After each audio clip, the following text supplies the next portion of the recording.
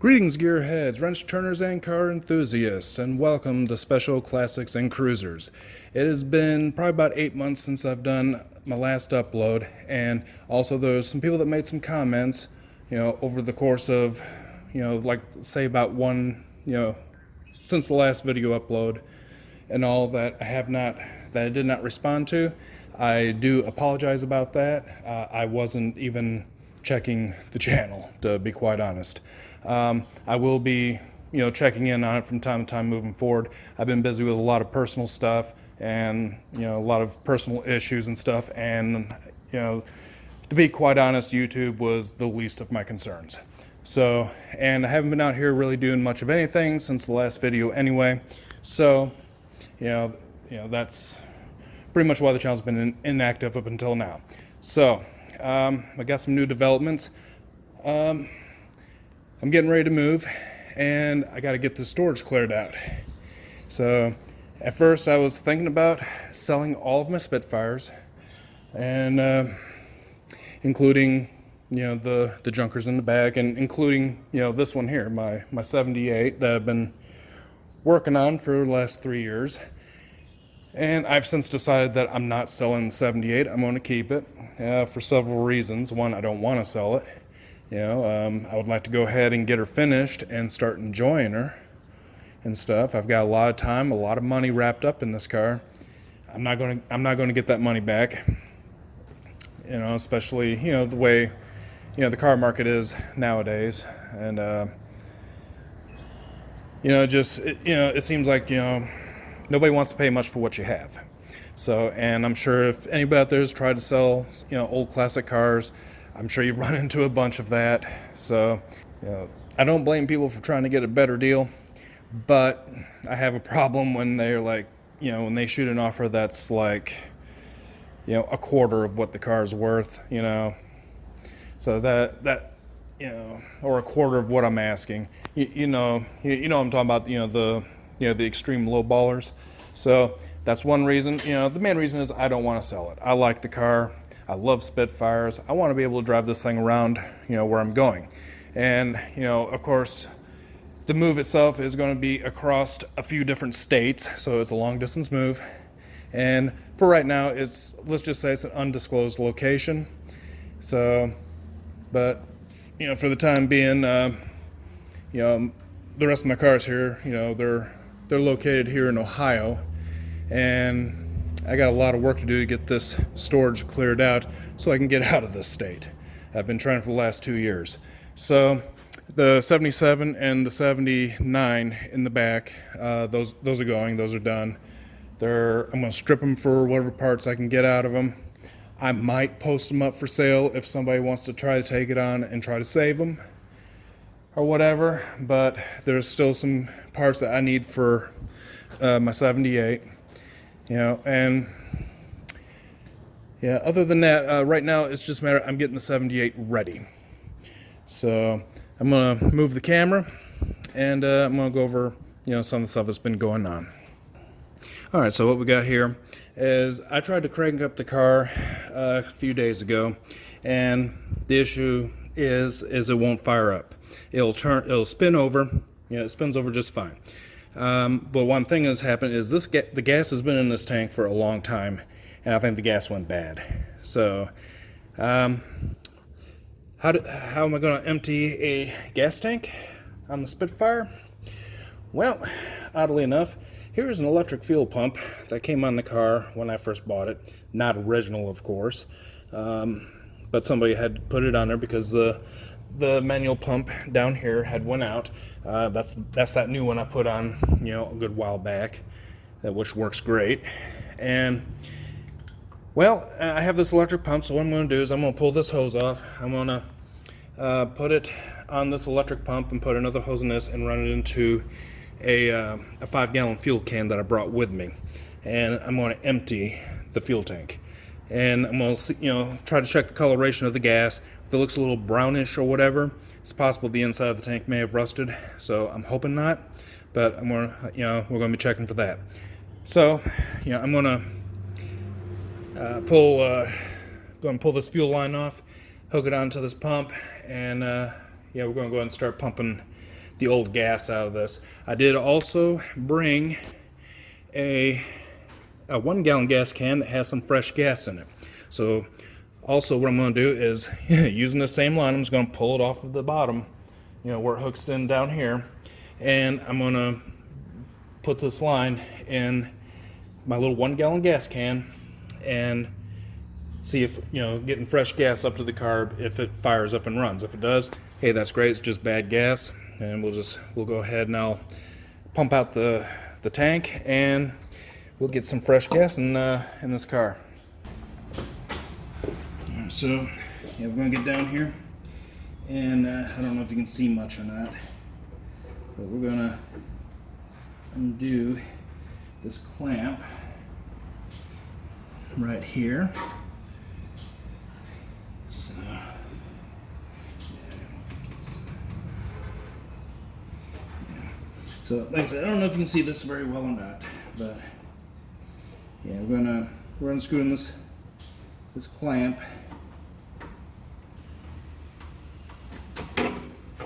All right, so we got the clamp loosened up. And if the line's been on for a while, you want to try to twist it back and forth, just to make sure it's not stuck to the fuel line. All right, so basically what we got, what I did here, my audio cut out and all that, so I lost a little bit of video. You take a pair of pliers, and on the fuel line, you grip it just, tight enough to twist it back and forth while you're pulling up on the line, and it'll boom. Don't pull up real hard on it because you might bend the metal line. So, but anyway, that's if your fuel line is stuck onto the metal fuel line. That's a very easy way to take care of it. As long as the rubber's in really good condition. Now, if it's like severely dry rotted, it's probably going to tear up. But just grip it just tight enough to where you just grip the rubber and you can turn it, without like clamping down, because you don't want to bend the metal line that's inside. So other than that, what we got going on here is I have my 1 gallon gas can. I got fresh gas. This is actually my lawnmower gas, 87 octane, which is fine for these little British cars. They don't require high octane, so 87 is just fine. So what we're going to do is I got the fuel line fed into the fresh gas. I'm going to go over here to the car, and I'm going to try to start it up. And hopefully when the fuel pump pumps this nice fresh gas up into the carburetor, hopefully we'll be in business. So let's give this a shot and see what we got. Go ahead and make sure. We want to make sure that the transmission is not in gear, because these old cars, they don't have that safety switch where if it's in gear and you try to start it, or if the clutch isn't pressed all the way down, that it won't start. These old cars don't have that. So if your car is in gear and you go turn the key, and it's in gear and you're not, you just happen to be standing out, your whole car's going to lunge forward because it's in gear. So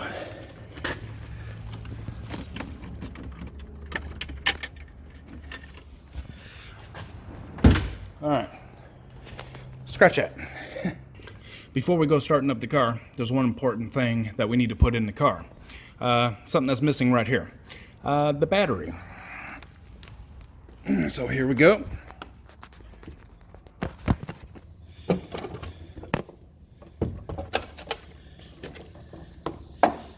Now, on this one here, the negative goes right here on this side, and positive over here. Just double check, especially on old cars, especially if you just bought one and you're not really familiar with old cars. Sometimes people will replace these old school battery cables, and they won't match the colors appropriately. So I'm just saying, in some cases, I have actually seen it personally. They'll have two black cables, so you got to kind of know what cable's going where, you know, which one's a ground, and you know, if you got one that's going to a starter solenoid or down to your starter, that's the hot. So, you know, in case you ever run into that. Battery is in. Now, make sure we are in neutral. Let's see what we got. Yeah, we're definitely neutral.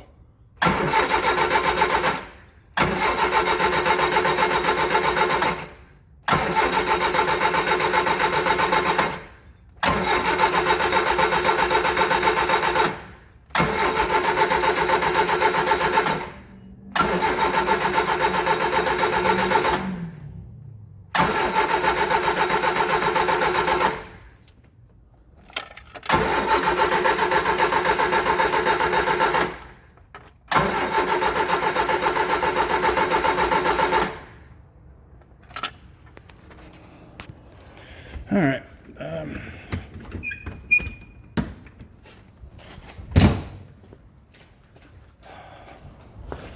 We'll make this a little easier here. I'm gonna check something here real quick.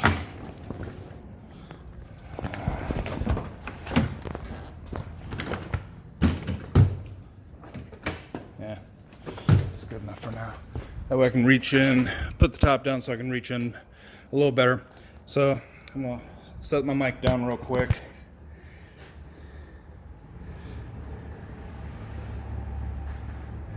Let's see if we're getting suction.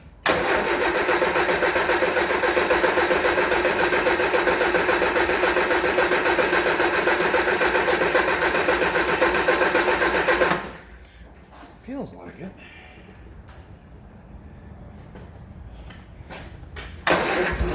Oh! Oh! Here we go. Oh!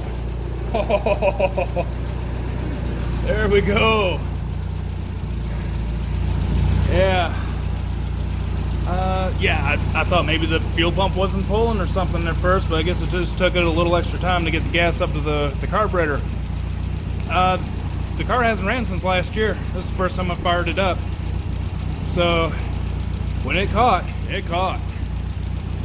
It's actually running really good. Of course, I got fresh gas right here. It's been running. The gas in the tank is probably upwards of about 3 years old. So I mean, it's way past. But last year it fired up on 2-year-old gas. I know that's not the best thing to do for your car. Check her out. She is running sweet. I can't believe how smoothly she is running. She is running great. All right, well.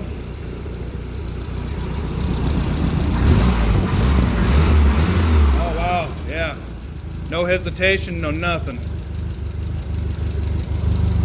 Let's see here. How about the smoking? Yeah, still got a slight little bit of blue smoke. But you already know what that is. Up here, there's I'm pretty sure it's in the head. So there's usually if the valve guide seal goes out, they'll allow oil to get down into the combustion chamber, thus blowing blue smoke when you're burning that oil. The number one plug, from what the previous owner of the 77 told me, because that's where this engine came from, he said the number one always seemed to follow out every once in a while, but it was the only plug that did it. All the others are fine. You clean off that plug, you're good to go for a while longer. So it tells me valve guide seal. Something in the head is not right, because I did a compression check. Compression check on this engine's beautiful. So yeah, it's all even. There's you know, the compression's beautiful on this engine. I don't remember what the exact pressures were, but they're the same as the engine that came in this car, and I looked it up as like at the high end of the pressures for this engine. So if I'm mistaken, I think it was running like about 140 a cylinder, roughly. So yeah, yeah. But man, listen to her run.